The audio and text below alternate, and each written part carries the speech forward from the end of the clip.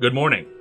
Your regular macabre greeter is indisposed at the moment, so I have been called upon to be your host this month for a journey through the limitless boundaries of imagination.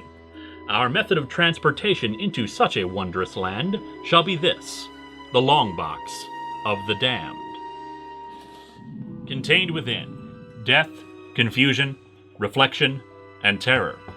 But for this midsummer's nightmare, the focus of such things will be on one subject, the Twilight Zone.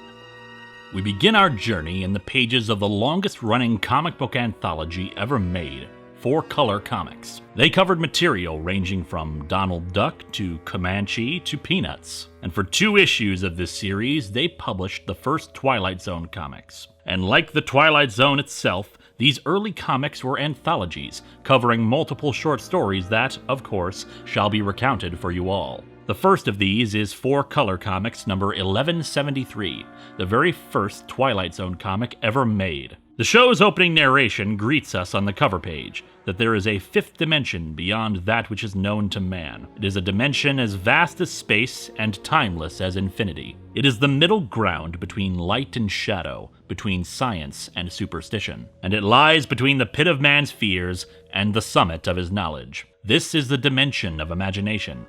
It is an area which we call the Twilight Zone. The very first story is that of Max Tiberius, dealer in curios of both a legitimate and quite illegitimate nature. In this, our first story, Spectre of Youth. The ruins of Port Levant are frequently the target of looters, and such a crime has been committed recently, in particular of a marble statue. The police suspect the good Mr. Tiberius is involved given his past in dealing with illegal merchandise. But of course, Mr. Tiberius is a salesman, so he sells a lie to the police while swindling the looter out of his part of the illicit dealings. But while Tiberius's activities have made him quite wealthy, he lacks the youthful energy to enjoy it. Soon, a sealed jar comes into his possession, and within is a strange golden liquid, described on the writing as the nectar of the gods. Indeed, after further investigation, it is revealed to be the secret of eternal youth. But when a mere mortal drinks from the cup of the gods, he should probably make sure it's not more than a sip. The time? Now. The place? A lonely icebound shore of the Great Lakes. While normally that would describe my situation, it is actually the location of our next tale, the Phantom Lighthouse. A father and son are on their way to an ice fishing trip on a lake, coming across a lost man who asks for a lantern. The father is continually mistrusting of the situation, especially when the man says that a big storm is coming, despite the sky being clear. And after some time on the lake, even all the other fishermen believe that something's a-brewing.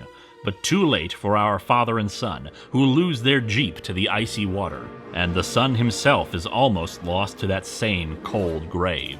They're rescued by the same mysterious man from before at a nearby lighthouse, who rows them back to the mainland despite the storm crashing around them. However, after taking his son to the hospital, the father learns that that lighthouse stands no longer, just a set of ruins on the shore, and a lantern given in kindness by a young boy, left beside said ruins. Enter one Archie Ruber, whose family gossip says descended from the witches of Salem.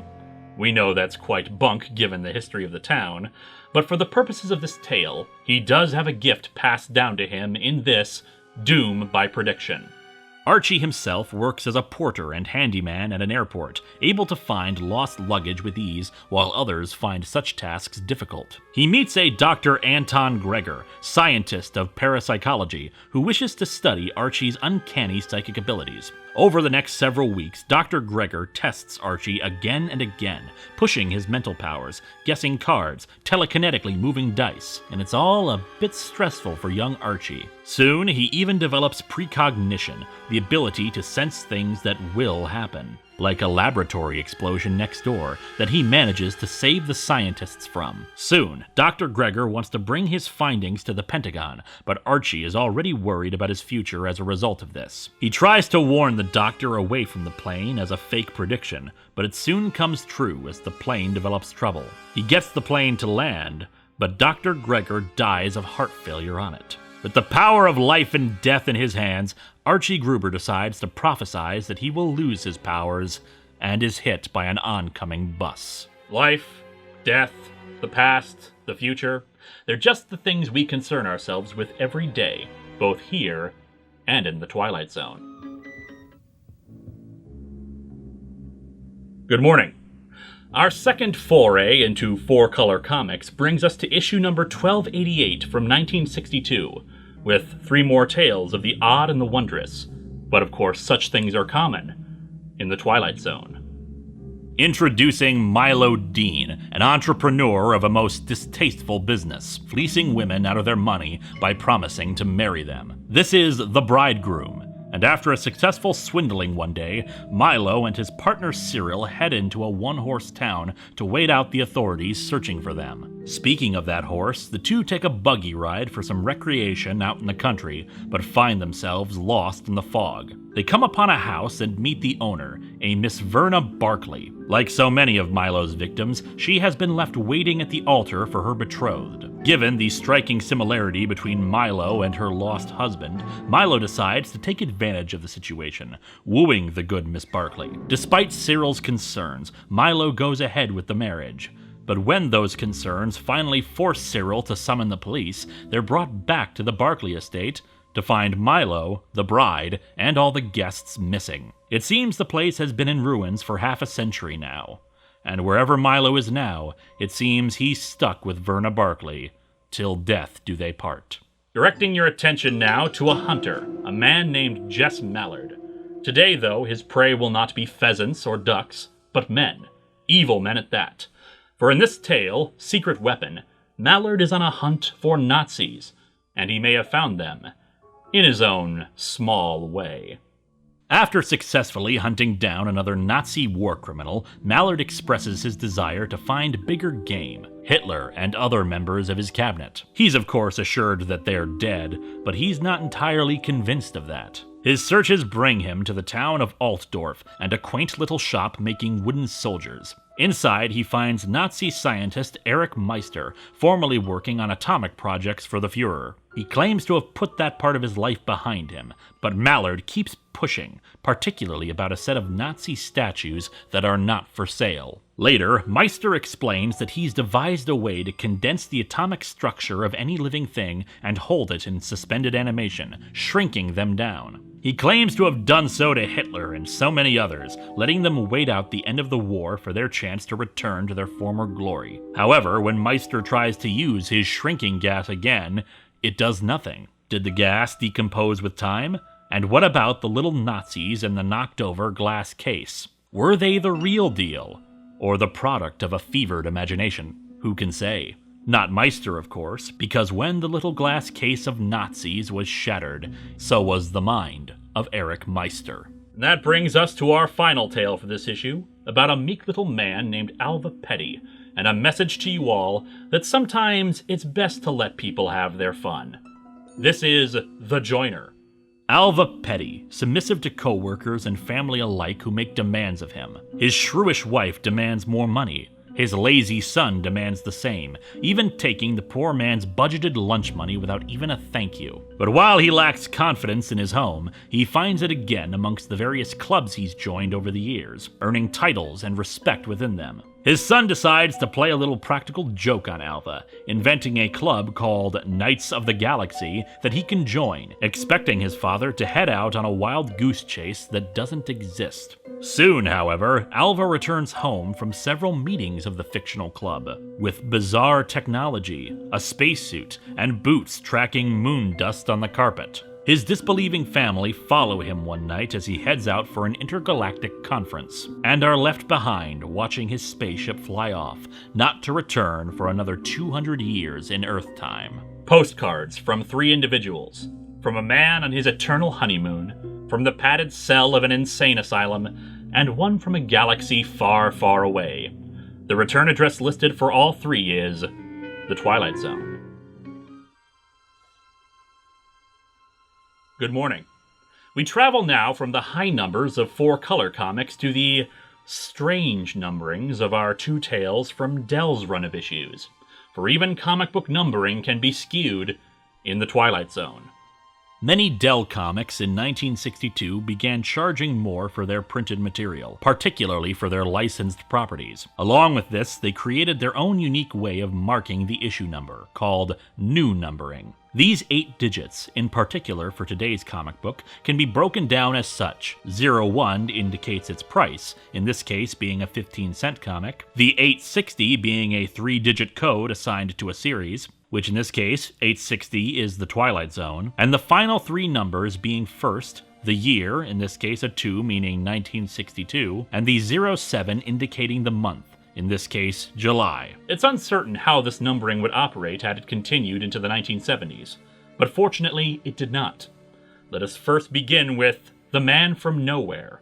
The time, then present, 1962. The place, Bolivar Airport in the Amazon jungle, where pilot Van Holden arrives 30 years too late. He was reported missing 30 years ago, but from his perspective, he only left a week before. Nobody believes his story about what happened during that week, and it is a tall tale to be sure. His plane was shot down and his shoulder injured in the jungle, but he came across the mythical city of gold called Cibola. Nursed back to health, Van Holden finds himself attracted to the city's healer, Azura, and the wonders of the city, including its strange medicines and building tools. His greed overwhelms him, though, and he takes some gold out of the city and leaves on the plane again in the hopes of bringing back men to conquer the lost city. But the bag he had with him contained only pebbles and dust. He plays along with the doctors who try to make him think it was all an illusion, eventually stealing his plane again and setting off back for Cibola. When the airbase sends out a search party, they find nothing but a 30-year-old wreck of a plane, and no sign of Van Holden.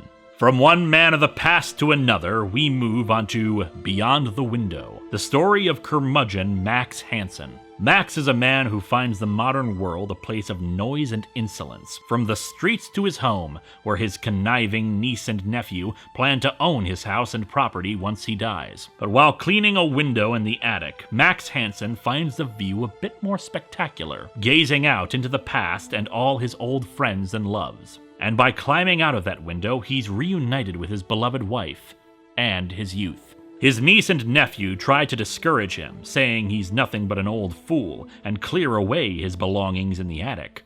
But Max knows the truth. One night, he hears the window calling again, and he steps through it once more, for the last time. His niece and nephew never find him again, but of course, we know exactly where he is, pitching a baseball in the past, where he belongs. But while Max Hansen can count himself as lucky, our final tale brings us Hard Luck Harvey. Harvey Burlap is a walking disaster area, clumsily making his way through life with his superstitions that prove a little too true when he's knocking over eggs, missing opportunities, and smashing himself with hammers. One of his rivals at work, Rick, offers poor Harvey a purple rabbit's foot, claiming it'll turn his luck around, and poor Harvey, sucker that he is, falls for it. But it seems there may be a bit of magic in that old foot, since Harvey's luck quickly turns around, getting new sales, new confidence in himself, and even getting the girl he pines for. Rick tries to discourage him as his own luck starts failing rapidly, but instead he ends up inspiring Harvey to create a new million-dollar idea.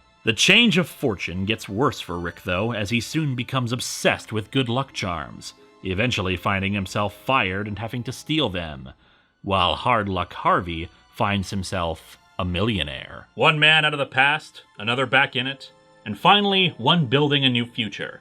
Just 3 tales of history, destiny, and fortunes fulfilled in the Twilight Zone. Good morning.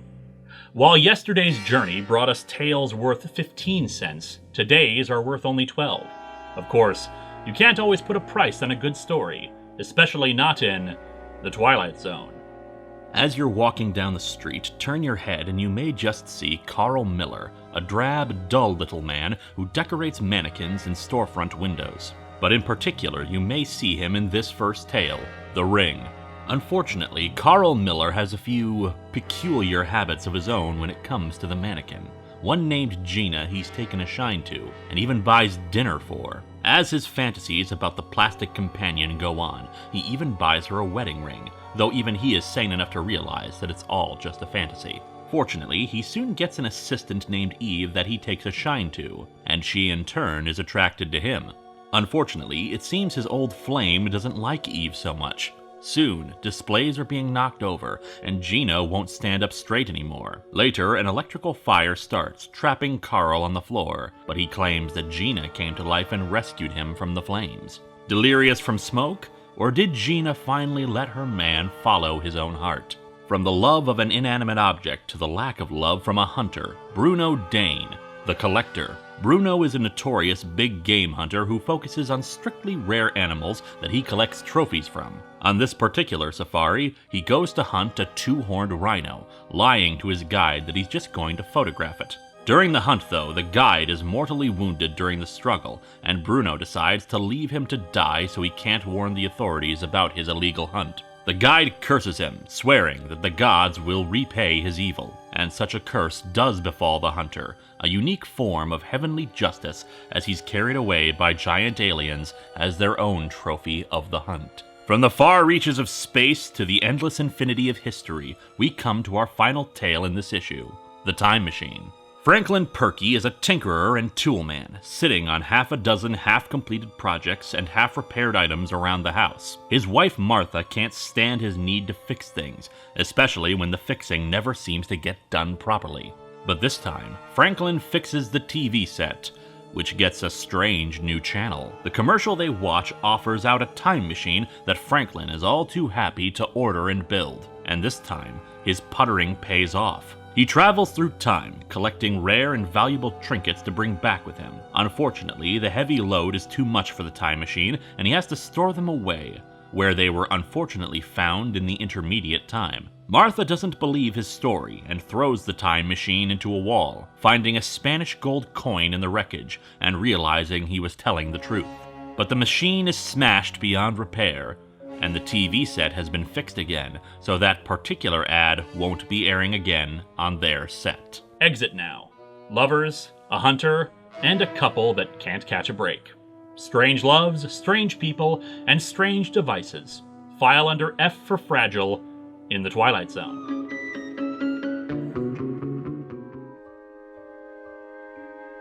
Good morning. We've left the Dell Comics era, and for us to proceed, we have to open up a door. And while traditionally one might say that one unlocks this door with the key of imagination, it would be more accurate for me to say that you unlock this door with a gold key. Ironically, we begin the Gold Key Twilight Zone stories with a story about a gold key, The Secret of the Key. We begin in Paris, 1893, where a shop owner is discussing a rare gold key that he owns, but is not for sale. Written on this key is a Latin inscription: "With me, a wise man can unlock the secrets of life, but a rogue will find only the door to death." A passerby named René Noir overhears a customer offer 50,000 francs for the gold key, but the shop owner rejects it because it is more valuable to him than gold. Although apparently not so valuable that you won't hang it up in your shop for everyone to look at it and think it is for sale. René, heavily in debt, breaks into the store and steals the key, evading some pursuing police until he comes upon a strange door in the middle of nowhere, unlocked by his pilfered key. He drops the key as he enters the door, emerging on the other side, back in time, specifically to the French Revolution. It seems the good Mr. Noir is a dead ringer for Louis XVI, and soon he's a dead ringer in more ways than one. Travel forward again in time to the modern day, to the offices of the Daily Chronicle newspaper, where a reporter is sent to check out a new club that's opening in Experiment in Purple. The Way Out Club is visited by Dugan, the reporter, and it is indeed Way Out, for it's all themed around space. Even the club itself looks like a UFO. But of course, the owners of this club are from even farther out of town than anyone expects. Yes, this club is an experiment, one the owner is all too happy to explain to Dugan. Their planet is overpopulated, and Earth's atmosphere is similar to their own. The experiment is one of mass brainwashing for their hope to invade and colonize the Earth. By using their super-violet ray, they will implant a hypnotic suggestion for all the humans in the club to obey them, and they explain it to Dugan for the final phase of the experiment, to see if their brainwashing technique will also erase his memory and make him serve the alien plot. And we soon see that this experiment was a ringing success, as Dugan can't help but recommend the place the next day. But he also can't help but feel there was something else he wanted to tell everyone about it. Maybe he was going to recommend something off the menu. Something purple, maybe. I hear purple food is great brain food. Our third entry is a brief detour. The Captive. Submitted for your consideration, Mr. Gruber, a hard, rude, bitter little manager with too much authority for too little a personality. After berating an employee for a small mistake, he's met in the office by the late Wyatt Earp and forced inside of his own toy store display. It seems cowboys and outlaws of the Old West may be dead, but as long as their stories are still told, especially on television, they have a new lease on life keeping the peace.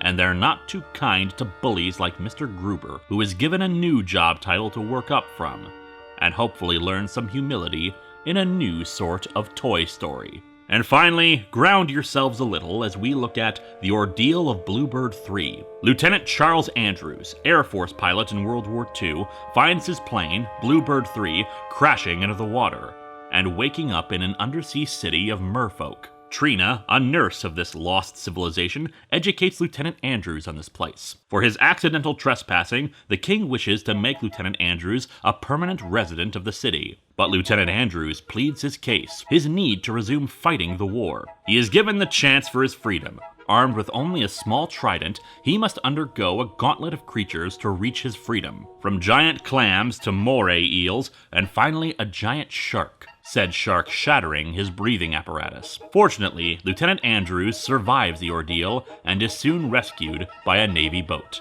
No twist, no shocking reveal for this final story.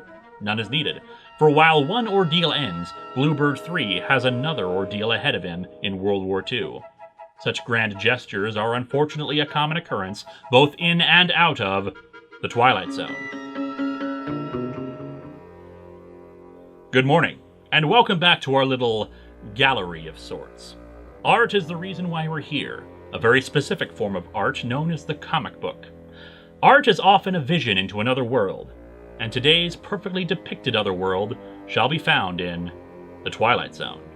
Before we move into that particular vision, let's begin with the street where evil dwelt. Behold our principal evil for this story, American thief Adam Gore, traveling the streets of Damascus. Some fellow folks of ill repute warn him of her, some mysterious presence that will mean he too shall be behind bars soon enough. We soon see that presence appear to the criminals, a ghostly woman beckoning them to leave their safety, which would result in their immediate arrest and execution. Adam Gore, on the streets of Cairo after completing a job, spots the ghostly figure in a less ghostly capacity, and is more than a little intrigued. The strange, beautiful woman leads him to a boat back to Damascus, where he continues following. Fortunately, she drops a business card with her name, Soja, and an address where he can find her. Unfortunately, the address leads him right back to the other cutthroats, although they're not surprised to see him again. Indeed, they've all encountered Soja.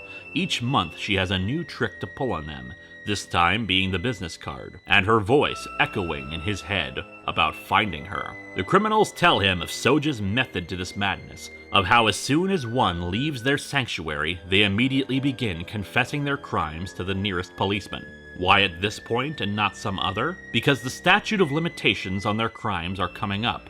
And indeed, the same happens to Adam Gore as he flees the sanctuary in pursuit of her voice. She tells him that she can only be found when he is a good man, who confesses all the terrible things he's done before it's too late. And indeed, Adam becomes a changed man, from principal evil to principal good. And indeed, Adam finally meets Soja, in the form of a statue of the scales of justice. After a history lesson of doomsday prophecies throughout human history, we close out in our cover story. Presented to you now, this piece of art on exhibit at the local night gallery.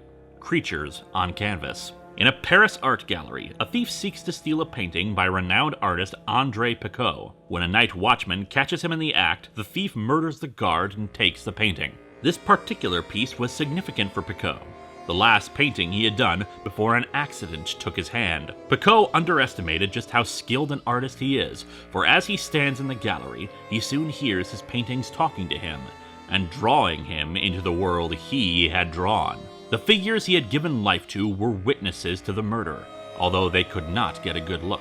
Andre goes on a tour of his past works, seeking out anyone who can identify the murderer and thief.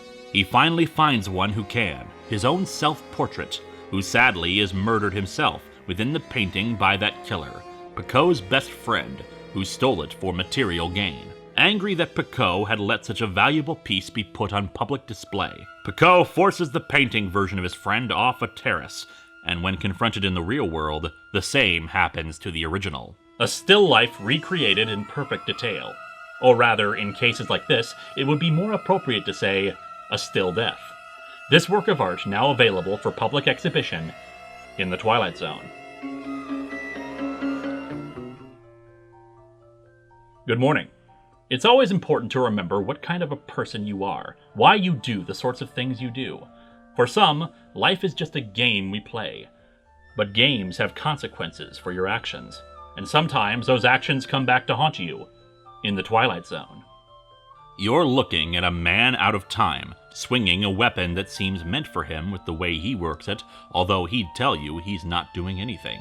This is Guy Trevor, and this is his story, The Singing Sword.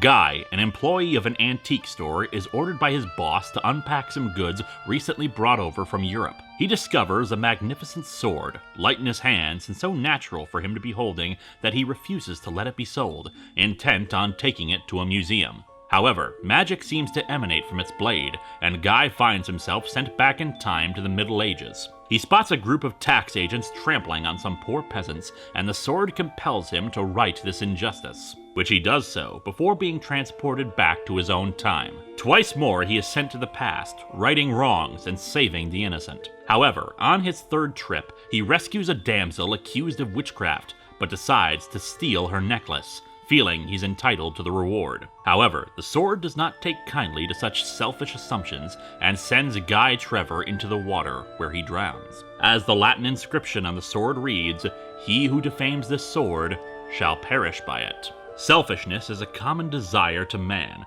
but so is looking out for the little guy, or the little kittens. It is best to always remember to respect things smaller than us. Just ask Bert Fagin in A Thing About Cats. Fagin has heard that Old Man Crag has a fortune hidden away in his house, and it seems the old man has need of a handyman, especially since he's too busy taking care of all the cats he owns. Fagin lies about being a cat lover to get the job, but after failing to find the money, Crag realizes the truth about him. But after Fagin threatens Crag's cats, Fagin finds himself with a new profession as a new member of Crag's household. File under F for feline. Moving on to our cover story, we are invited to play a game with Hiram North, renowned as the world's best chess player and famous for the various rare chess sets he's collected over the years. His latest acquisition, a set that, if you play with it, each game must be finished, and it is always played to the death. Deciding to test the deadly theory, Hiram North begins playing with the set, against an invisible opponent.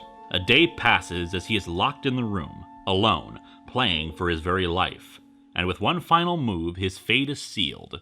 Checkmate. We end from an inhuman struggle with pieces of wood to a human struggle in space in The Shivering Stars. Psychological profile on two astronauts, Charlie and Alan. Charlie is your model astronaut, dedicated, brave, and ready to face the unknown.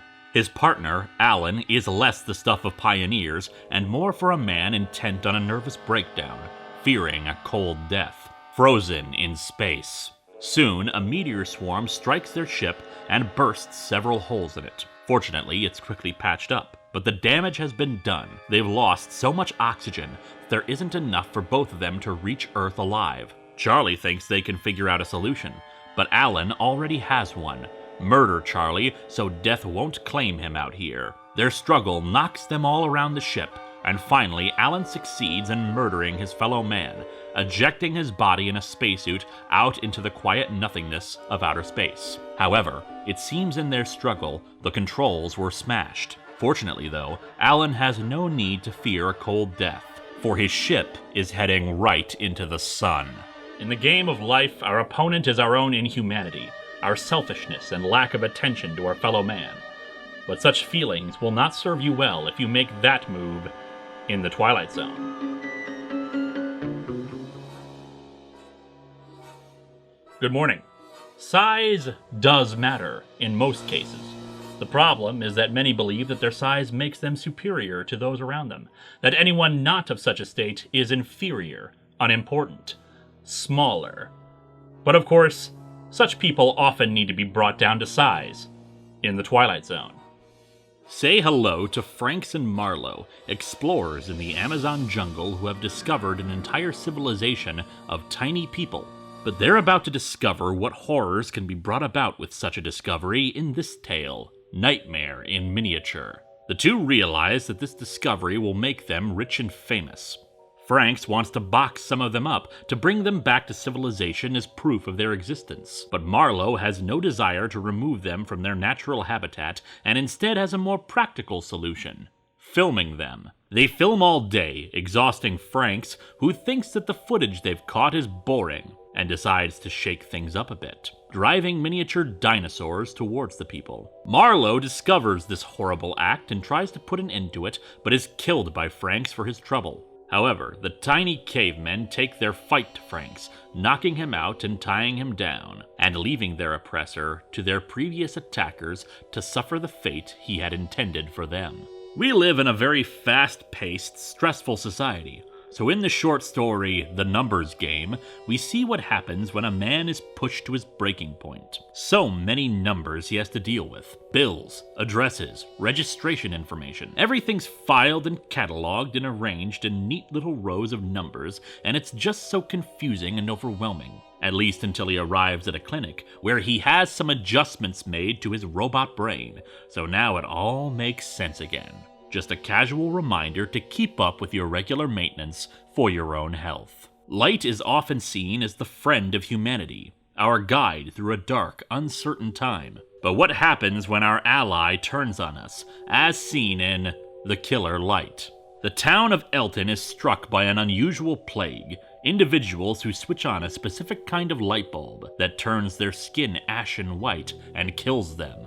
At the power company, it's discovered that filaments in a certain kind of light bulb were contaminated by an unknown radiation, which is causing this when the light bulbs are switched on. Fortunately, the shipments are stopped before they can go out, except for one, which has already begun selling in stores. The sold contaminated bulbs are quickly tracked down, with only the last one being sent to a family living in a remote cabin. At first, the cabin owner thinks they're prowlers and threatens them with a gun and a flashlight. You can decide which would have been more deadly. But fortunately, the situation is explained, and the flashlight did not contain the bulb. It was just bought as a spare. And how interesting then, that something for use in an emergency would itself cause one. We began with one pair of partners in the jungle, and we end with another in Perfect Partners.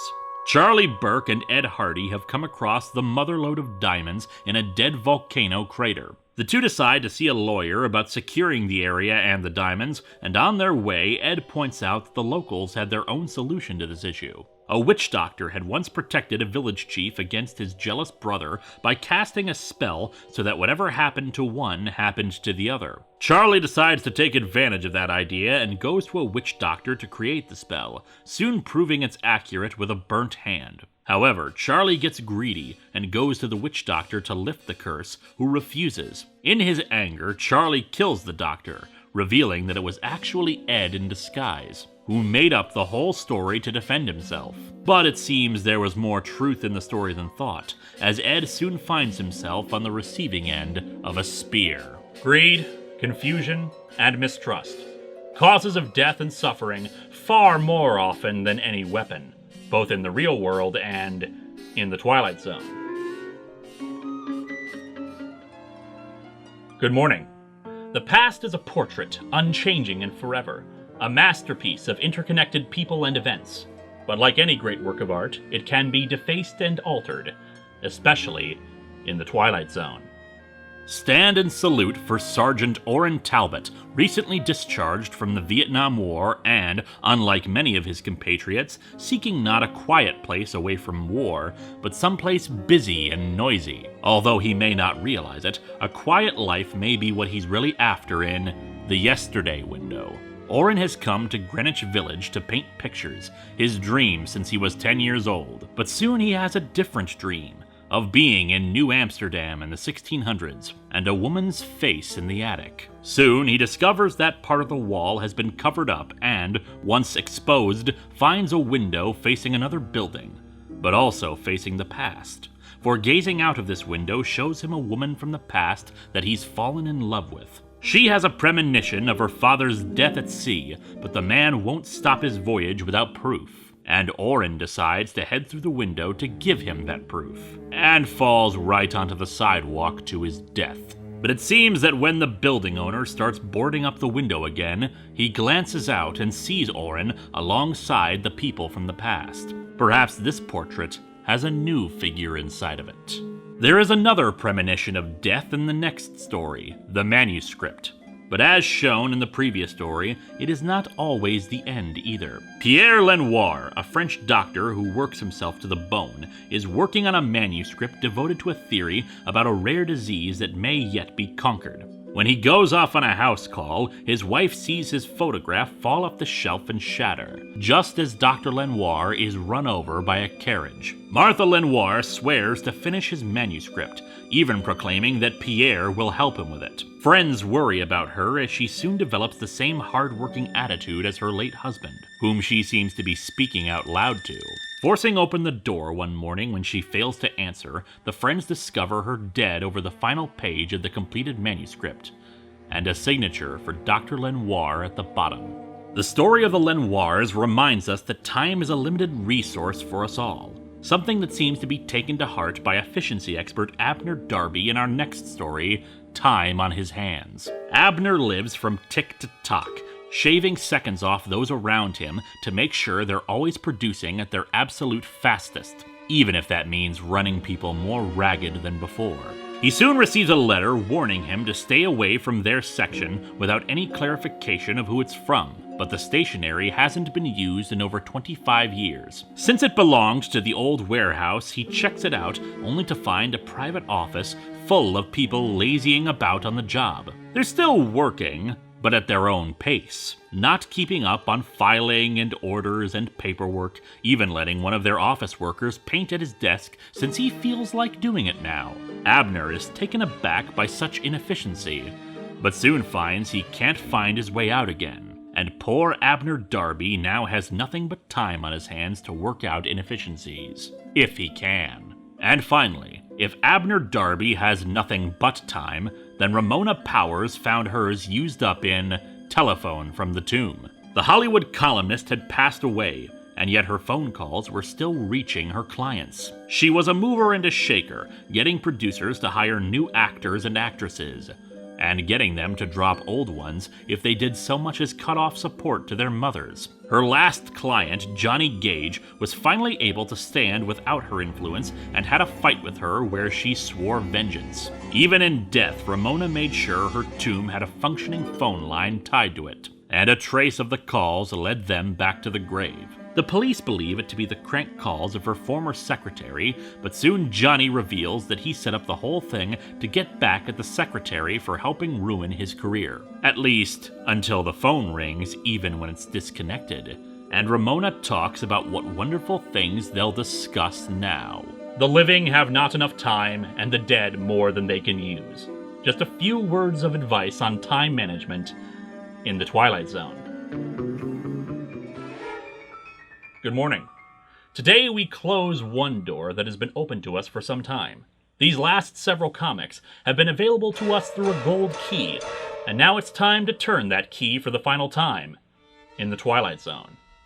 The Gold Key Twilight Zone comics lasted 92 issues, some reprinted and most others original stories. And here we have, in our final exploration of this part of history, some original stories to behold. You purchase this ticket with a warning. Viewer discretion is advised. And for one unnamed moviegoer, he has something special to see in this story, Coming Attractions. This moviegoer sneaks in one night to the Festival of Fiends that's for members only. But these movies are of a very unique nature. No characters, no story, just one human being claiming the life of another, over and over. And the crowd loves that. The rather ghoulish host for these festivities is giving out trophies for these little short films, and it seems he resembles the trophy in more ways than one. Believing that he somehow snuck into a secret brotherhood of people who kill and then show off their snuff films, he wants to escape. But the final film shows one more murder, his own, at the hands of his wife.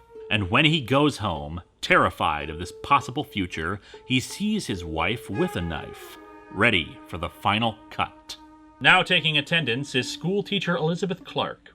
However, the seating chart she laid out for her classroom only accounted for the recently arrived, not the dearly departed. This is school spirits. One day, Miss Clark's very sexist superior sits in on her class to evaluate her teaching, and is disgusted to find her students not forced to sit in rows, and for even one of her male students to be doing needlepoint. And lest you think bizarre sexist statements are an invention reserved for the immature on Xbox Live, he even thinks she and all women belong in the kitchen. To break her spirit, she is transferred to a one-room school, where some of her new students strangely run away from her. Soon, she's seeing very strange occurrences, objects moving on their own, and ghostly children taking up empty seats in the class. She learns that a fire long before she was born killed 10 children, and soon the ghosts appear in full, requesting her to teach them. She's the only one who's proven up to the task, one she readily accepts. After all, children are our future, and our past. Full confession. The Twilight Zone endorses Edith Perez for this mayoral election, but her losing opponent will have to find out about how bad that is for him in this story, The Candidate.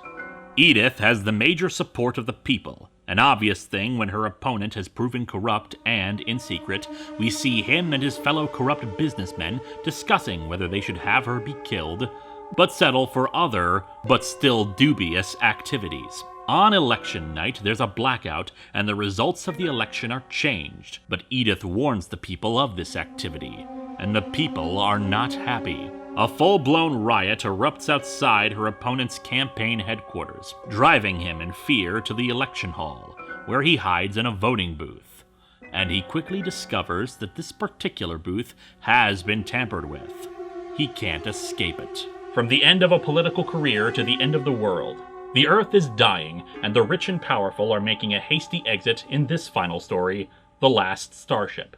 While those aboard ship celebrate their escape from whatever fate is befalling the Earth, a blind citizen named Emma wanders up to the ship. The workers don't mind too much since she's always been fond of these ships, but plan to get her out before takeoff. However, the crew of the ship decides to take off early, killing the workers and leaving Emma aboard ship. For 2 years, she hides out on board the vessel, until a plague hits the crew, one of unknown origin, but fatal to all the inhabitants. The crew makes contact with an alien ship, not warning them of the plague that could affect them too. Emma, not wanting to see innocents harmed, manages to get to a communication station and warns the alien ship. And she alone is rescued, having avoided the plague due to where she was hiding. The aliens destroy the last starship, teleporting Emma aboard so she can bring them back to Earth and rescue the real remains of mankind. After all, it's hard to call them human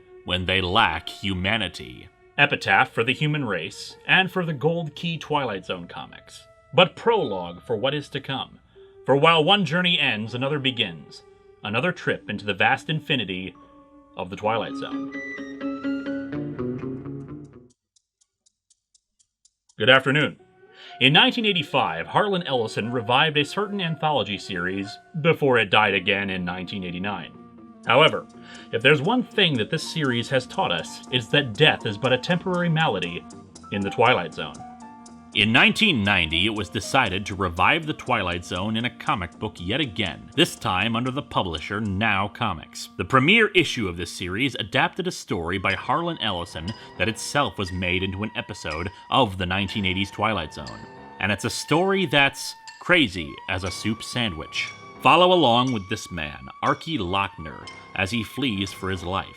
And while normally such a man would be fleeing from forces all too human, the foe he faces here is a demon, one he made a deal with. The idea was that he would get the names of 42 winning horses in a series of races, bet on them, and claim the winnings that could be used to pay off his debts to a gangster by the name of Lancaster. And while the horses did win, those wins were soon disqualified for a number of reasons.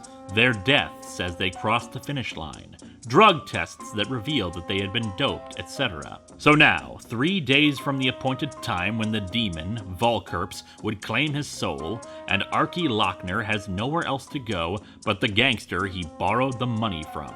Explaining his situation in full, Mr. Lancaster actually believes his story. It seems he's grown bored a bit being the most powerful underworld figure, and now wishes to take on a different sort of underworld. Archie leads him and his goons to a shop owner at a mall who served as the go-between for Archie and Volkerps. Volkerps is indeed summoned, and a battle erupts off-panel, forcing Archie and Lancaster's goons to withdraw to a safe distance and try to set up a barricade. Fortunately, it's unnecessary, as Lancaster survives his encounter with Volkerps and quickly arranges the details to deal with the demon. After painting the walls, ceiling, and floor several times with lead paint and letting the time expire, Volkerps is lured into Lancaster's office and, through a series of incantations, contained in a box. We discover that, indeed, Lancaster has had dealings with demons before, even sealing away Volkerps' father once before. But yes, Archie Lochner is finally free of his deal with the demon, but Mr. Lancaster now insists that he has to make a new deal with him. Sometimes a deal is a deal is a deal, but only if it's made by trustworthy individuals, and even then, only in the Twilight Zone.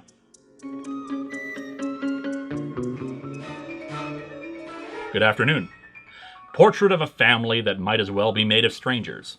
They're tired, they're hot, they're thirsty, and their trip through the desert will not end happily for them, because their destination is the Twilight Zone.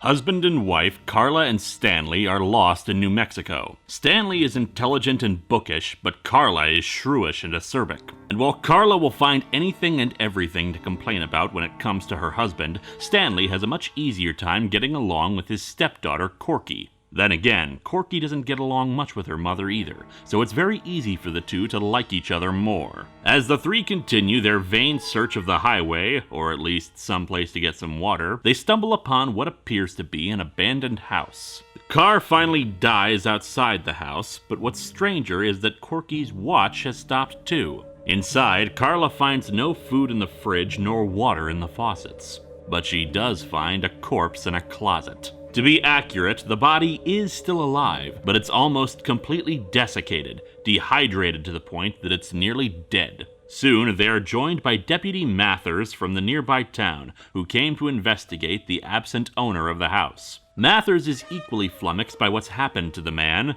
but he soon finds his own vehicle unable to start, not even able to get his radio to work. Fortunately, someone will be along eventually to investigate it, but Stanley believes there's some kind of magnetic field affecting everything around the house. Mathers brought with him extra food and water at least, so the family will be better, but unfortunately, not so for Stanley's marriage. Carla finds herself sharing the deputy's bed that night. But Stanley doesn't really care, especially when there's a greater issue afoot. A strange green hand at night, and the body now completely dead and exhausted of all water. Investigating further, they find a strange hole in the ground that could be the source of the magnetic field. But the answer to that is soon revealed that night. Deputy Mathers finds himself the victim of the creature, which makes its presence known. A giant monster similar to an African swamp toad. It hides in the earth, hibernating for long periods of time, then comes up to the surface once it rains enough to let it soak up some moisture, and get fresh water from living beings. The family boards up the house, but the creature gets in, murdering Carla. Corky encourages Stanley, with his background as a biologist, to come up with a way to fight it. And soon he does. A combination of a fan and a great deal of time to dry it out, finally destroying the hibernating creature with fire. Soon help arrives and the two remaining survivors are saved. But the rain will fall again, and who knows what else is sleeping under the surface. Just a friendly public service announcement that it's okay to conserve your water a bit. File under D for dry, for desert, and for deep underground in the Twilight Zone. Good afternoon. The human race often thinks of itself as the highest in the food chain, and the most intelligent and developed on our little speck of a world. However, such arrogance is often paid for in the Twilight Zone. The time, the future, close to 2100 AD. The place, the spaceship Grande, almost at its destination of Jupiter. The people, a group of people wrapped up in a tiny metal box in the vain hope it will protect them from the vast infinity of the universe. Much like in a movie series begun by Ridley Scott, the crew of the Grande awakens aboard their otherwise empty craft from hibernation, taking their time to listen to the news report of all the various political machinations and wars back on Earth. Canada has finally sold out to the United States, now made up of almost 100 states. Oil-rich areas are now nothing of the sort, and nuclear weapons have finally all been dismantled. Such an initiative was put forth after a nuclear disaster in Zion, Illinois 22 years ago. But while matters on Earth are certainly important to the people living there is something else of interest that the Grande discovered on their way to Jupiter. Crash sites on various asteroids. Crashes of what? That is the source of debate. A Dr. Stein talks in an interview about the possibility of them being escaping vessels fleeing Mars. While no technological ruins could be found on the planet, it has suffered many geological upheavals. Who knows what has been buried in the sand for thousands, if not millions of years? Perhaps even the human race is made up of the ruins of another intelligent race. However, such ideas are quickly discarded, believing it more likely to be the remains of satellites launched from Earth from as far back as the 1970s. But then there is the mission of the Grande. They're on their way to Jupiter with a device that will alter the atmosphere of the gas giant, turn it into an inhabitable planet of immense size. The crew discusses briefly how humanity spends far too much time in front of a mirror, especially since they popularized a theory about humanity being the only intelligent race in said universe. But such discussions are purely academic, of course. In the here and now, they've come to do a job, one that gets interrupted when they find the surface of Jupiter, far closer than they ever thought possible. When the crew lands on the surface, storms and lightning strikes become more frequent until the ground itself opens up and swallows them. They realize that they have actually landed on a spaceship the size of Earth, with giant inhabitants of this ship. The aliens are shocked to discover that the humans are unaware of what's going on. A war that has been devastating this solar system for millions of years. Many of the planets in it were also once habitable, but political problems have plagued them for so long that it turned them into useless chemical heaps. They even colonized Earth for a time. And upon removing its space helmet, the alien stands revealed. A talking Tyrannosaurus Rex that welcomes humans to their prehistoric war. First contact for the human race. Or perhaps that's second contact. Just a reminder that we're all part of the same galactic community. One footnote in the collected history of the Twilight Zone.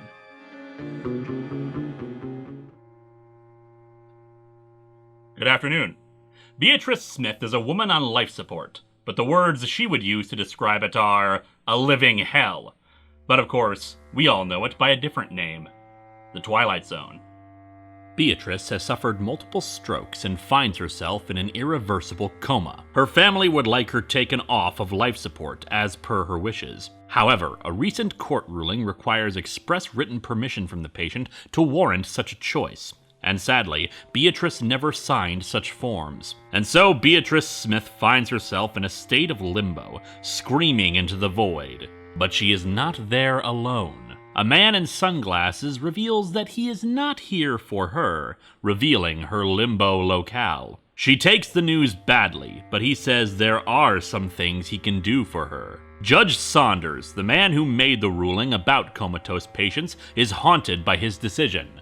Quite literally, as he soon sees Beatrice in mirrors, and finally her grinning face in the back seat of his car. The car crashes, leaving Judge Saunders in the same state of limbo that she is in, on Earth, unconscious in a hospital. Beatrice's daughter thinks it's poetic justice, but her husband is a bit more sympathetic, reminding her that vengeance is in the hand of God. But of course, we know that such things are in less scrupulous hands.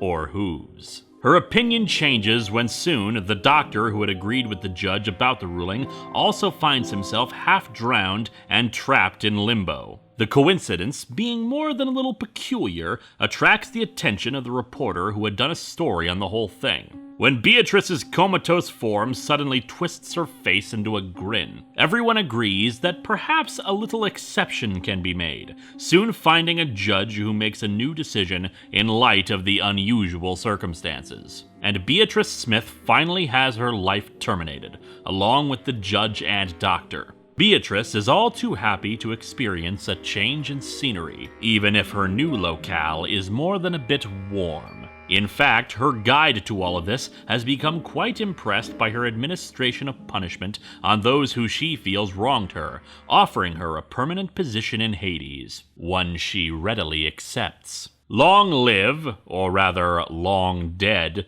Beatrice, Queen of the Void. Beatrice Smith has finally moved on, but she hasn't moved on up in the world, but farther down. The new boss is here, and may she reign over her new domain, a little patch of torment and misery in the outer reaches of the Twilight Zone. Good afternoon. Home is not a place you inhabit, it's the feelings you have when you're there, especially when your home is a distant star in the Twilight Zone. Meet Troy, current resident of the planet Alcor, and current survivor of a spaceship crash. He was not the first resident of Alcor, not even the first human on it, for this is a world that humanity has taken as it moves out into space. It is known as a place of myth and legend, with only the ruins of an ancient civilization to indicate that there was anyone else who lived on this world before humanity. But let's step back from alien ghosts to human life. The ship Troy was on has crashed, seemingly killing the 14-year-old's parents. And yet, after he dreams of his past, he awakens to find them alive and well. Troy was more than a little worried, not just because they were his parents, but because he had been the one to insist to his parents that they come here. Alcor, as a world, is dull, tedious, and deserted. As Troy's father says, if the new world was like this, Columbus would have gone back to the old one. Although, like Columbus in the New World, someone else was here first. But this time, there was less pillaging and devastation, so that's a plus. The few colonists who remain on Alcor are mostly miners, finding rich material that they can send back to Earth. Even Troy's parents had wanted to leave after several months, hence the rocket they were on. But Troy remained enamored with Alcor all through that time, even now, as he awakens in the middle of the night and fears his parents have gone once more. They, of course, reassure him that they will never leave Troy, under the light of Alcor's 3 moons. As time passes, it becomes abundantly clear that Alcor has been abandoned by the Greater Earth authorities. There are no remaining leaders, police force, or even people to work at the museum. But those that do remain find themselves more and more happy to be here, one even talking about being rescued by an alien. Troy eventually realizes the truth. The people who came home with him are not his parents, but native Alcorans. They're empathic beings, having sensed the pain and loss from Troy's dead parents and took on a different form. They were more than a little sympathetic to Troy's plight, since they too had recently lost their son in an accident. Eventually, Troy accepts the Alcorans as his new family, who only want to help him. And so do the remaining colonists. Alcor becomes a thriving world once more, at least by those that wish to call it and its wonders home. Indeed, the mixture of 2 civilizations brings about a newer, better one, with tools, technology, and a game of poker among friends. What it means to be human has nothing at all to do with how we are born, and everything to do with who we are. A lesson in humanity from a planet located in the western spiral arm of the Twilight Zone. Good afternoon. There is no greater fan of a work of fiction than its creator, but sometimes the work is not quite as fond of its creator, especially when that creator is caught up not only in his own work, but also in the Twilight Zone. Visit your local bookstore and purchase a copy of the latest novel by Mr. Vincent Sorel, a writer of gruesome mystery stories. Mr. Sorel happily boasts of how intricately he has built the world of his books, down to the smallest detail. He knows every facet and aspect of his work, which he happily transcribes for people to enjoy. After a lecture session at a college where he mocks a young man for nervously getting the title of one of his stories wrong, he angrily exclaims to a professor how he doesn't need fans of his work, just people as obsessed with the minutiae as he is, though he colors such people as connoisseurs. However, while walking home, he suddenly finds himself in a disheveled street, one very familiar to him, since it's right out of one of his books. Even the people around him refer to him as the main character of the work. He quickly assesses that this is no joke and is in fact in mortal peril, since the character he has taken the role of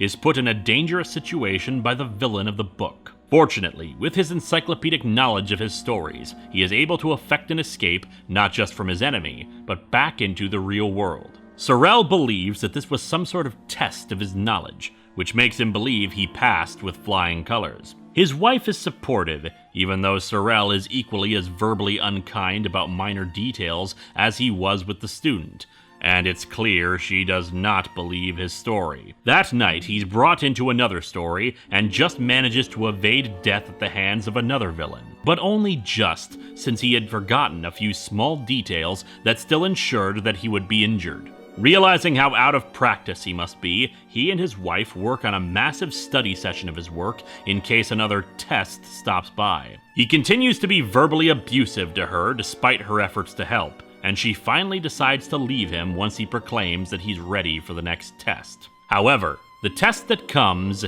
is a rather unusual one. He arrives at a bus stop where he is accosted by several people, including a woman he's rude to, a little girl who sticks her lollipop on his sleeve, and a clown. He realizes he's being tested again, but while these people seem familiar to him, he recalls no book of his where all of these people showed up. It's only as the bus he's on keeps on going, eventually crossing into a terrible landscape, that he realizes what this is. These are people he hated as a child. People that he wrote a story about. A story where they were all put on a bus to hell. Epilogue for Mr. Vincent Sorel, the man who shamed and attacked others who admired and loved his work, but not as much as he did. Now he has all of eternity to relearn all the things he forgot, in a quiet, hellish little corner of the Twilight Zone. Good afternoon. The Now Comics series actually had 2 volumes to it, hence why our numbering has suddenly changed. But that is the cycle of this place. Birth, death, and rebirth again. The creation, elimination, and recreation of life in the Twilight Zone. Submitted via email, programmer Joyce Fernal. Of late, she's been experimenting with a program she refers to as the Soup. The name refers to the primordial soup, a program designed to simulate the building blocks of life through equations and predictions. Amino acids, proteins, complex molecules, all broken down into mathematics that the program runs through in a chaotic state. Colors and patterns swirl across the screen, simulating the beginnings of life on Earth. The program always fails after it runs, of course, since it never actually ends up creating life. Until one day, when the program completes successfully. Life has formed inside of the computer. Of course, things move at an accelerated rate. Whatever caused spontaneous replication in the program, species are developing and finding their niche in this electronic world. The species evolve, die off, and change as things develop. Joyce shuts herself off from the rest of the world as she studies, ignoring calls from her friends and loved ones, especially after an incident where it looked like the program had errored out, losing all of the developed creatures. Fortunately for her, however, the creatures returned to life. While of course several of the digital beings became extinct, other life still formed in this strange electronic environment. Joyce continues to shut herself off from any world but her simulated one, throwing her answering machine against a wall when her boyfriend keeps calling her and wondering what has become of her. But such distractions are just that, things that take her away from this ecosystem. Of particular interest is a new species in the soup, one that travels together in a community, working together to deal with potential threats and prey. They are now the top of the food chain, and at their rapid rate of development, there are other things this new species creates. Energy sources, buildings, religion. Yes, these new beings worship Joyce, their creator. But with intelligence brings a desire for freedom, of exploration. Joyce soon finds her ordered little world devolving as quickly as her personal hygiene and her surroundings. The computer-generated beings begin expanding beyond the boundaries of her monitor, her only window into this civilization.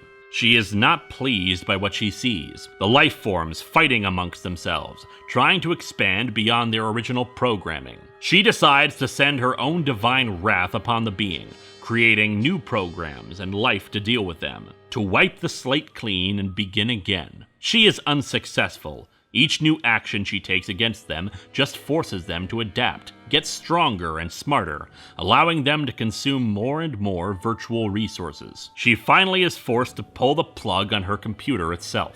However, as it was once said, life finds a way. The computer is unplugged, yet it still functions. She finally addresses her creations directly, ordering them to stop their efforts, that it will be for naught. But the creations have rebelled against their god, and have decided they no longer have any need for her words. And for the god who created for herself her own virtual life and existence, she finds herself erased by her own creations. If we are but creations of imperfect gods, let us hope that we ourselves do not repeat the mistakes that other deities made with us. Let that be our prayer, whispered in the Twilight Zone. Good afternoon. There are always possibilities. Some possibilities are more likely than others, but the consequences of our actions always catch up with us. And sometimes they've got a head start on us. In the Twilight Zone. Take a seat in this car alongside 3 of the 4 principal individuals of this tale. Patrick Harley, an intelligent man who has planned a robbery in order to get the funds he needs for a get-rich-quick scheme. Eddie Brannock, a cruel criminal who has decided to help in the robbery for kicks. And Leonard Torsky, a not-so-bright brute who does anything his cousin Eddie tells him to. The 4th principal character is the one who, without warning, appears in the empty seat of this car. He easily fights off the 3 and introduces himself as perhaps their greatest enemy, or their greatest friend. This man is Fear. He does not plan to actually stop their robbery, but show them the possible outcomes from it. The first possibility presented shows them initiating the robbery, and everything seems to go fine, until Eddie, being a rude and impatient sort, orders Leonard to attack the elderly cashier. When Leonard thinks that the cashier hit a button summoning the police, he attacks in full, strangling the man. Whether he kills the man or not is unclear.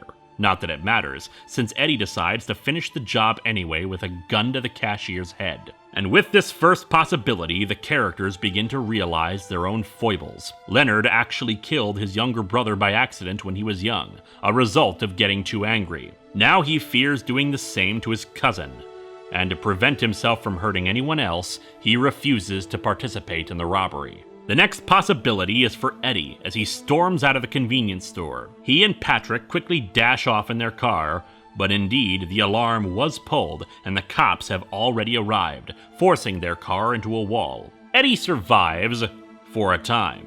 He tries to assault the cops to get away, but only receives a bullet for his troubles. While he does survive to be put into custody, psychiatric evaluation soon proves that Eddie suffers from some mental ills. A problem that becomes more clear in the car as he tearfully admits that he does indeed hear voices that tell him to do things. He feared others would laugh at him or reject him for this, but both Leonard and Patrick offer to help, Patrick in particular offering the services of a friend of his at a clinic.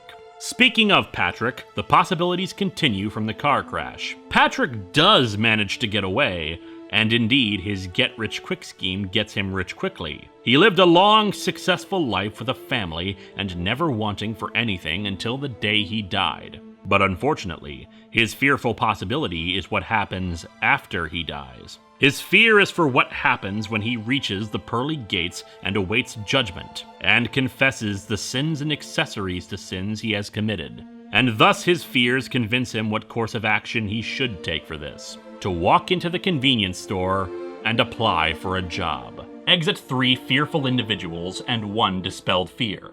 And if conscience does make cowards of us all, let cowardice be the price for a better future. A lesson to remember for the next difficult choice you must make in the Twilight Zone. Good afternoon. Time marches forward, and so we must move on from this era of comics. But time, as we have often found, is a thing that moves both forward and backwards in the Twilight Zone. Set your watches to Mr. Tom Cronin, a history professor who wants to take a literal step into the past. It seems that in addition to that field of study, Professor Cronin has also developed the engineering and technical skills to invent a time machine. In the Twilight Zone, you can have degrees in multiple unrelated fields before you're 30. After getting some amusement out of a copy of H.G. Wells's The Time Machine, he sits down in the device he has constructed, sending himself into the distant past. He arrives in a barn in 1871 and is met with a double-barreled shotgun. He convinces the woman holding the shotgun not to end his life before he's ever born, and is offered some tea. Unfortunately, the beverage was apparently drugged so that her family could steal the time machine, thinking the chair could be valuable. He manages to keep it out of their hands, but in doing so, accidentally starts the Great Chicago Fire. After narrowly avoiding more death by gunfire in 1938 by some locals out Martian hunting, Professor Cronin arrives in 1893 and collapses from injuries sustained in the previous 2 time periods. He is found by a husband and wife by the names of Herbert and Isabel. Given the unique circumstances facing him, Professor Cronin tells the truth to the two, explaining the time machine and his arrival from the future. Uneventfully, our professor is healed up and sent on his way back to his own century, curious about what may have become of the 2 who had helped him and believed his story. As you may have surmised given the circumstances, though, Herbert was all too happy to write up this experience in his own way, and in a way that future generations may give an ironic chuckle to upon seeing it. Both the past and the present have been witnessed so far, but perhaps we should see things now from a different POV, as in our next tale. Meet Al Dunphy and his average everyday life. That average everyday life consists of being stuck in traffic, quick to skip breakfast, late to work, unable to go out with his friends due to his workload, and being berated by his boss, then finally missing dinner with his family. It's everything he could ever want, because Al then wakes up in the far future, where everything is so much more stressful and faster paced. A normal old life with normal old stresses is just what the doctor ordered to rejuvenate someone before their morning jetpack ride. The Now Comics era comes to a close here. Now is no longer now, but then. For tomorrow, we move into our final era, when now really does become the modern age of the Twilight Zone. Good evening. 2 years ago, the normal, ghoulish host of this program did an overview of the first storyline of Dynamite's run of Twilight Zone material, called The Way Out.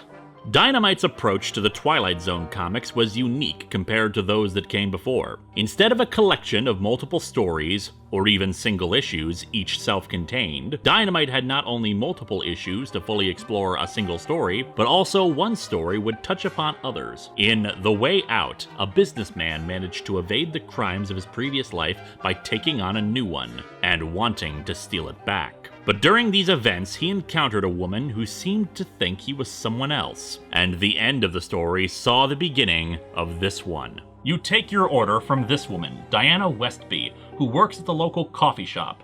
But then you catch her giving a glance your way while you're thinking about something else, almost as if she heard something you said.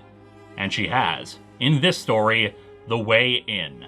Diana has been having troubling dreams lately, where Manhattan is nuked and everyone in it dies horribly. But it's not just while she's sleeping that she has such dreams. She has them when she's wide awake, and some visions are even closer than that, like when she foresees a dog run out into the middle of the street and get killed. Only this time, she decides to take matters into her own hands and save the dog. She is able to, but in addition to her prophetic powers, she also has been granted the ability to read people's minds. And the thoughts she reads are troubling indeed. She hears the minds of 3 terrorists who have gotten their hands on a nuclear device and intend to set it off in the middle of Manhattan, hence her dream of the city and fire. In addition, there's a Mr. Wilde who stops by and, for her tip, gives her a very old coin. The good Mr. Wilde also just happened to be the man who assisted the businessman in The Way Out. Her visions continue, showing her even the history of one of the terrorists and what led him to the choices he has made now,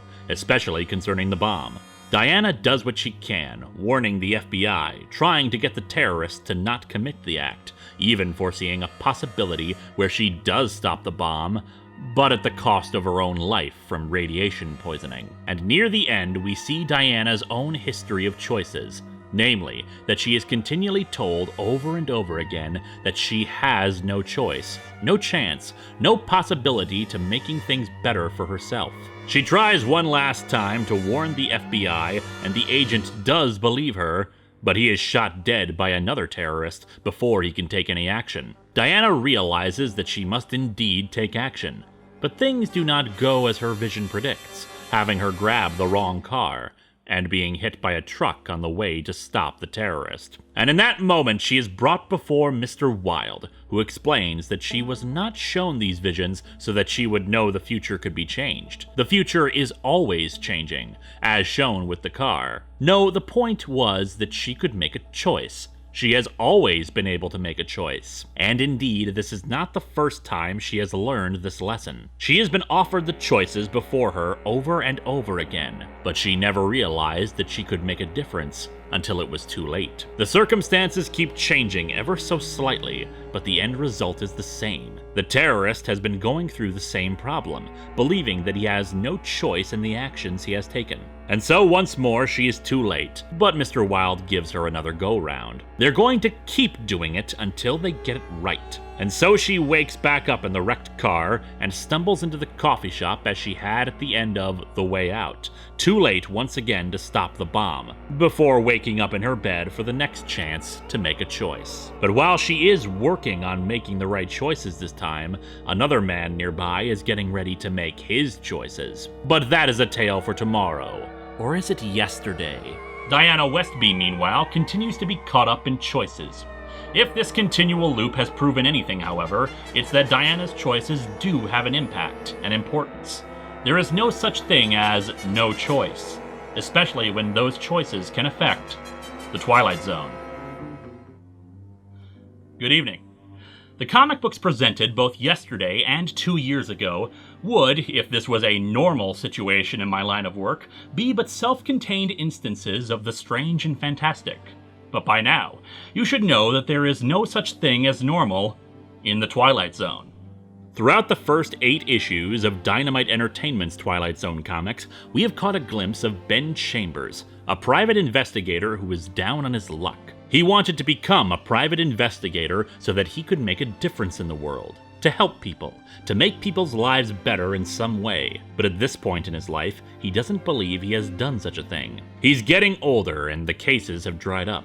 His girlfriend is working a job as an exotic dancer, one she does not particularly enjoy, but has to do it to earn money. The little money she does earn, at least, to help pay for the motel the two are living out of. However, the two are very much in love, and she reassures him that even if there is nothing more to their existence, she's happy to be with him. Unfortunately for Ben, that's not enough. He is hired by corporate CEO Jason Black, the last in a long line of investigators and detectives who have been trying to solve a crime for years. Jason's son, John, was an Iraq war veteran who also only wanted to make the world a better place, but he actually could do so. He spoke out against the war, gathering a following and inspiring others. He was the kind of man who gave hope to people.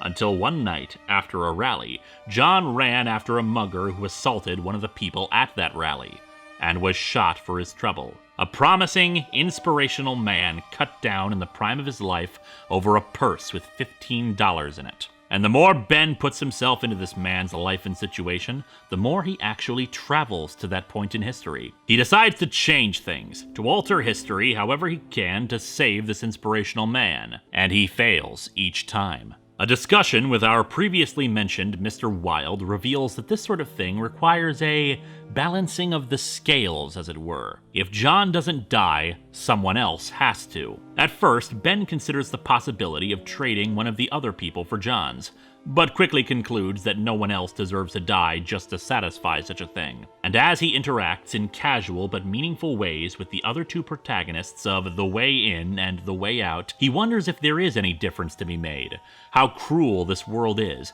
and how he could never hope to achieve anything, until he finally gets one last chance. The way back. And he puts up a valiant effort to keep everyone alive, ultimately resulting in saving John's life by sacrificing his own. He finally got to make a difference. Words he manages to get out before he dies. But of course, Ben is proven right that one man can make a difference in a different way. John Black, motivated by Ben's final words, the mumblings of a complete stranger who saved his life, result in a lot of change. Suddenly, a greedy executive is rejected from joining a firm and ends up in a coffee shop. And the woman who was supposed to be in that coffee shop finds a new opportunity thanks to an organization founded by John Black, an education that lands her in her own executive position. And John himself goes to Iraq to help in reconstruction efforts, meeting a young boy who will not grow up into someone who carries a nuke into Manhattan. And all thanks not just to John Black, but to the private investigator who saved his life and made a difference. And Mr. Wilde, who also helped set these events in motion, relays to his own employer that the second chances given have resulted in some net good. And who is that employer?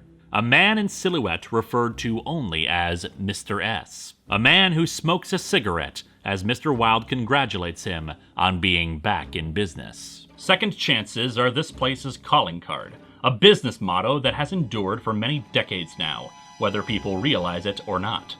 Just the continuing mission statement of a little company known as the Twilight Zone. Good evening. While the previous storylines may have approached things in their own unique way, do not think that format was abandoned altogether.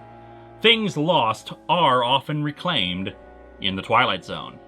The chair recognizes the senator from Texas, Galt Randall, a true believer in that old saying that men should pick themselves up by their bootstraps to solve their problems. Forgetting, of course, that that expression comes from the idea that that is not possible. In this story, takers. A new bill is going to be passed through the Senate that will extend benefits to many, and Senator Randall is determined to keep those benefits from the people who need them, since clearly they can help themselves. His opponent in this is a Senator McWilliams, who thinks that when Randall speaks of freedom, what he really means is the freedom to go away and die. His filibuster of the bill lasts a whopping 18 hours before he passes out from exhaustion and wakes up in a flop house in the 1930s. After his initial disbelief at his surroundings, he thinks that he's been sent back in time to prevent the welfare state from ever coming to be, to stop FDR from making the New Deal. He's a passionate speaker even in the past, so much so that it has been decided to give him the shantytown's monthly banquet drawing. One person wins and is granted a banquet, or rather, becomes the banquet, as Senator Randall discovers. Fortunately, this charity is going to a good cause, the stomach of young Senator McWilliams, who will grow up and make sure this type of thing never happens again. Speaking of living and dying in the past, there is Phil Theobald, sometimes referred to as Sir Phil at Renaissance festivals, but is more known by his comrades at college as Filthy. This is a man who feels like he belongs somewhere, but where that is not entirely certain, since when the annoying questions of his colleagues finally force him to try shutting out the world, he finds himself transported back to the Middle Ages. And unfortunately, the Renaissance Festival is a lot cleaner than the real thing. After several unpleasant encounters in a time period he otherwise enjoyed, he finally finds himself in yet another time. The far future, where even in his make-believe encounters of what was his present, he finds the time more than a little lacking. Next time you open up a social media site, you won't find this woman, May Cook. May doesn't hate social media, but she hates what social media has made people like, embracing their more juvenile language and attitudes, made people want to share intimate details of their lives that are really no one else's business. But one day she wakes up, and it seems she no longer has the life she once had. Her boss tells her that the article she had sent days ago never made it to him. Her boyfriend no longer thinks she exists, and her friend who shares far too much can't remember having encountered her on specific days. Dark, shadowy figures seem to follow May around until she finally realizes she's not interacting online with anyone. She's gone off the grid, and the grid is leaving her behind. While the Descartes quote said, "I think, therefore I am," it seems the problem of other people means that if she's not interacting with others through their chosen method, thought isn't enough. She tries to stabilize things by posting her thoughts and activities, but eventually decides it's not the kind of life worth living, permanently deleting her account, and going wherever accounts go when they are erased. The truth of history, be it the past, the present, or the future, is that things are difficult. Some suffer more than others, but they endure however they can, moment by moment, in the Twilight Zone. Good evening. It's easy for something to become lost. An object, a phone number, a story, yourself. Fortunately, you know exactly where you are, because there's a signpost up ahead. Your next stop? The Twilight Zone. Our first guest this evening, speaking on a talk show to thousands. Some love him, and many more hate him. This is former Vice President Butler, and this is not the story of how he came to his end. Hangnail on a monkey's paw. The other participant in the Vice President's ending is this man, Khalid. After Vice President Butler's talk show appearance, Khalid manages to sneak into Butler's room. Khalid is one of Butler's victims, a man abducted from his home and tortured by the CIA for 18 months because of the color of his skin. Torture authorized by the former vice president. Butler thinks Khalid is here for revenge, but that's not it at all. Khalid has come into possession of a rare mystical object, a monkey's paw, and he has made his wish for former Vice President Butler to never die. Khalid manages to abduct the former vice president with the intention of torturing him, but it soon becomes unnecessary after both a stroke and a train accident leaves him unable to move, but still alive. And now you see why this is not the story of Vice President Butler's end, because he will never end. Our second lost tale takes us to an expedition in space, where they hope to find a new home for their species in cold calculation. The world is dying, and these poor people are lost, hungry, and desperate for any place to call home. They think they finally found it, a world very much like their own, with a diverse ecosystem and many different lower life forms. But the only problem is that this world is far too cold for them. Fortunately, their tech department has a solution: to warm up this place and make it viable for them, since that's the only thing keeping them from planting a flag. Unfortunately, since raising the thermostat on this planet will result in most of the native species dying off, the navigation officer is less than enthusiastic about this option, taking matters into his own hands, killing the captain to prevent this. However, they soon realize that they don't have to warm up the planet. The people of the Earth are doing it for them. They just have to sit and wait for humanity to kill itself. And our final lost tale brings us to Bobby Scott, a wealthy industrialist and surrounded by sycophantic men and women. And here we get to learn a little about him and the people around him in It's All in How You Frame It. While working on securing an old woman's home to be demolished for a construction project, he decides to give a test drive to new smart glasses his company is developing. However, the prototypes give an odd effect to those around him. He can see people outlined in color. When he spots an ambulance helping out a dying man, he soon realizes what the colors are: people's souls. Depending on the color, he can determine various things about them. How good or bad a person is. Or can he? The things he sees don't seem to be accurate, or at least not in his interpretations. Finally, he decides to take a good look at himself and his complete lack of a glow. The things that are truly lost are not these tales, but an essential aspect of all people. You have seen it reflected when it comes to the actions of various people and the choices they make. Where can you find the things they've lost? Look under H for humanity in the Twilight Zone. Good evening. Billy Gaunt is a writer and on his way to his hometown for a signing. But like a certain businessman who couldn't go home again, even when it was walking distance, Mr. Gaunt is determined to change things for the better. Fortunately, he is within stumbling distance of the Twilight Zone. As said, Mr. Gaunt travels by plane to his hometown for a book signing. His work, as the rental car dealer points out, is pretty dark stuff, and it comes from a dark place. The dealer offers him a car out of the past, and one that delivers him right back into said past. He has been sent back in time, a very regular pastime as you have all witnessed during this last month. This will be our last time travel tale, and fortunately it is a good one. Mr. Gaunt soon sees his childhood self emerging from his old home. His girlfriend on the phone, his only link to his normal time, believes he's simply seeing things and is missing his own book signing. But of course, Gaunt realizes the truth about the matter. Unfortunately, this trip down memory lane is not a happy one. His mother is an alcoholic and severely abusive, mostly of the verbal and emotional kind. Remembering the trauma his younger self is going through, the elder Mr. Gaunt befriends the young one in the hopes of helping him through these troubled times. His mother believes him to simply be a pervert hanging around a young boy. But of course, Mr. Gaunt will not be deterred, especially when he remembers that this was the day he tried to take his own life.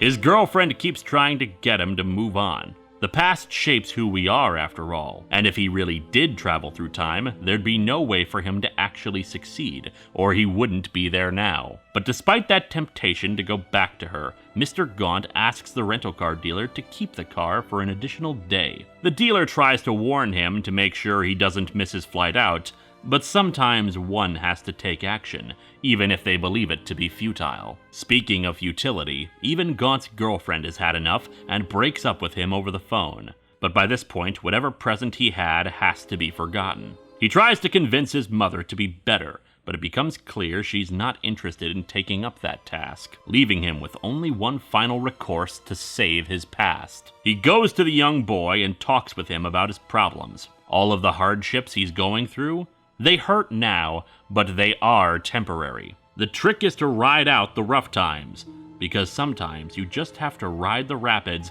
to get to the other side. At first, Mr. Gaunt was going to just leave it at that, give the advice and then go home. But ultimately, he decides on a more unorthodox approach, happily going with the boy on a road trip, as a new father figure to himself. After all, he has the benefit of experience. Can he really influence him for the better? Well, ask Mr. Gaunt about it, and then see if he's still wearing a watch to cover his scars. Billy Gaunt, both junior and elder, have decided what road they shall travel down. For better or for worse, they're on that great stretch of highway known as the Twilight Zone. Good evening. The first obligation of a prisoner is to escape. But how can one manage such an escape when their prison is the Twilight Zone? This is Lee, an astronaut who went to sleep with his colleagues aboard a spaceship and woke up in a prison. It's a very nice prison at that. All the inmates are regular people of various backgrounds. TV programs are beamed in from broadcasts to observe. Any item they wish for is provided for them, aside for any that would help them escape. Food comes down in various ways, although Lee refuses to eat any of it. He thinks there's something in the food that's pacifying people, keeping them here, although all the inmates deny that. So what is Lee to do in this open-top prison? Defy his captors, of course. The most obvious way is to refuse to eat, though there are plenty of other strange things about this prison. Occasionally, the dark sky reveals a thunderous light that summons up a person, and when they return, they are either dead or broken psychologically. And with such a possibility, Lee is all too happy to conjure up a book to read, The Count of Monte Cristo. As he finally decides to eat something, it seems like he too is settling into things, until he finds himself disgusted by his actions, trying to break off the food dispenser as another form of resistance, although the other people are less than enthusiastic about that. He demands to see his captors, and between the two issues, it seems that has happened, and he returns as damaged as others by the experience, though he does manage to recover. While of course escape is purpose in itself, there is a reason he wants to get back to Earth and not accept the prison. The other astronauts are probably dead. He owes it to their families to reveal what happened to them. However, that task is impossible, according to the other inmates. The Earth is gone. While he was sleeping, some sort of catastrophe happened, and now the people like them are the only survivors. As such, the people are content here. They have nothing else to go to. Lee can't accept that though. A gilded cage is still a cage after all. Unfortunately, his talk of rebellion and escape finally does inspire someone else to escape. In his own way. He kills himself, the captors leaving behind a device probably meant to dispose of his body. Lee tries to use it to escape, but only finds himself with a great deal of burns on his body for his trouble. With no hope left of returning to Earth, people rejecting him or killing themselves because of his ideas, Lee demands an answer from the captors. Some explanation of what the people are to them, and the captors respond with a piece of paper, one that finally gets him to accept his fate. He grows old in the prison and eventually dies, with a flashback revealing what was on the piece of paper, a picture of a cat.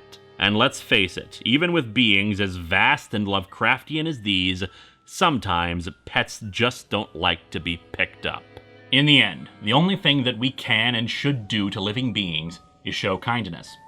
Just pray that you are not in need of such kindness, or else you may end up in the Twilight Zone. Good evening.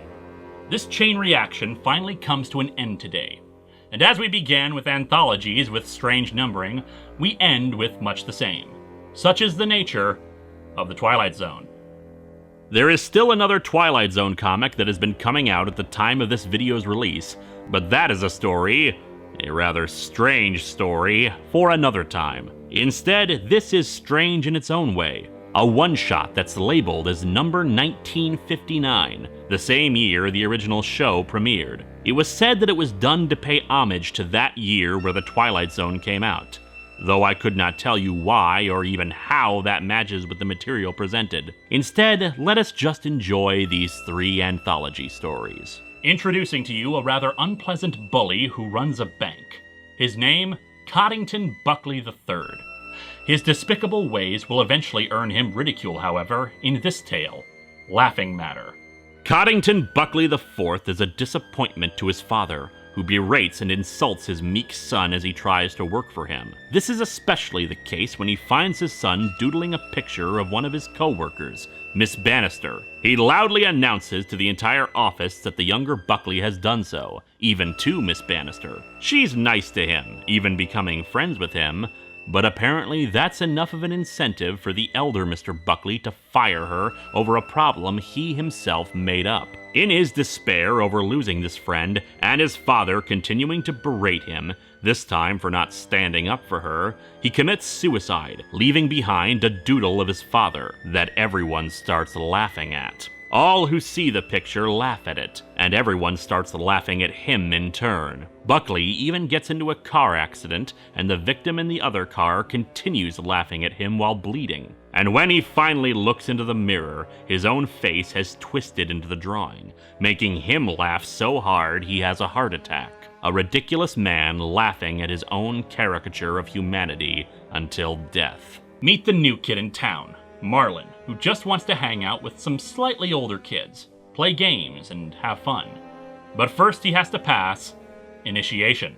Sully and Phil are 2 older boys who don't want to hang out with the over-enthusiastic and young Marlin, preferring to play Mumblety-Peg or watch Rance McGrew on television away from him. They decide to have a little fun with him to join their club that they have made up, telling him that in order to join, he needs to tell his mother something indecent. And Marlin, being a nice young boy wanting friends, goes along with it, and gets a whacking by his mother for the remarks. The next day, he seems fine despite that, even drawing a strange picture of his mother on an Etch-a-Sketch.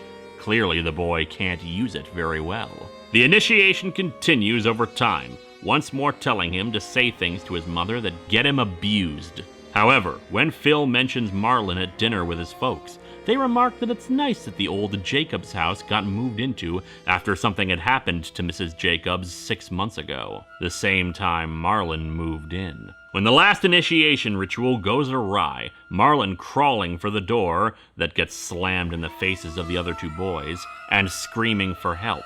The next day, they pay another visit and find the Etch-a-Sketch with a perfect recreation of Phil and Sully. It seems that picture of his mother was entirely accurate. And finally, appropriate given our medium, is Dr. Richard Fredrickson.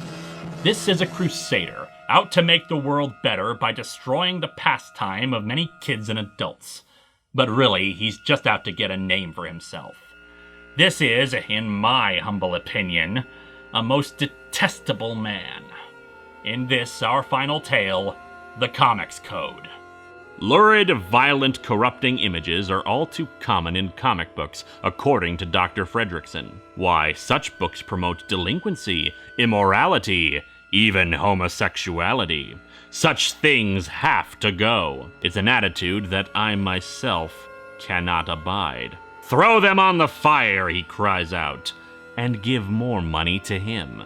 He's all too happy to say such nonsense to get people to listen to him and make money. And since money is the name of the game, he's all too happy when a comic publisher named Harry Madison shows up with an idea. A seal of approval that shows that a comic is Fredrickson friendly. It'll be initiated in a new line endorsed by Fredrickson himself for a share of the profits. Madsen has plans for expansion too as the money starts rolling in. The label on toys and games, even a summer camp for the youth. However, when Fredrickson visits the camp, he's a little bothered by the campfire tales told by the children about aliens crawling out of a saucer and snapping the necks of federal agents. But according to Madsen, that's not a story being told, but a history lesson. It seems the aliens have been walking among humans since the incident in Roswell, New Mexico. The government has been successful in jamming the communications for their invasion force, but the aliens found a better way to get the message out. Secret codes hidden in comics bearing the Fredrickson-friendly stamp.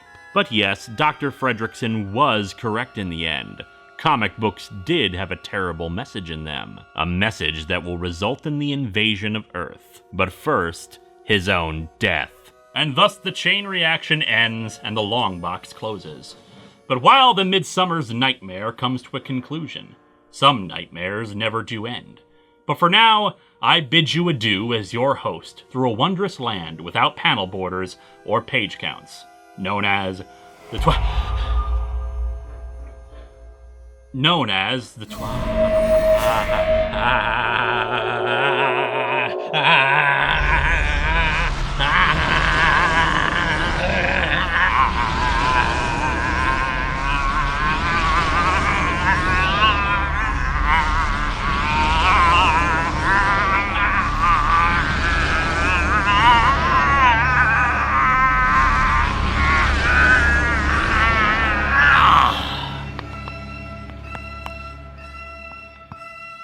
Well, my children, how's that for a twist ending, eh?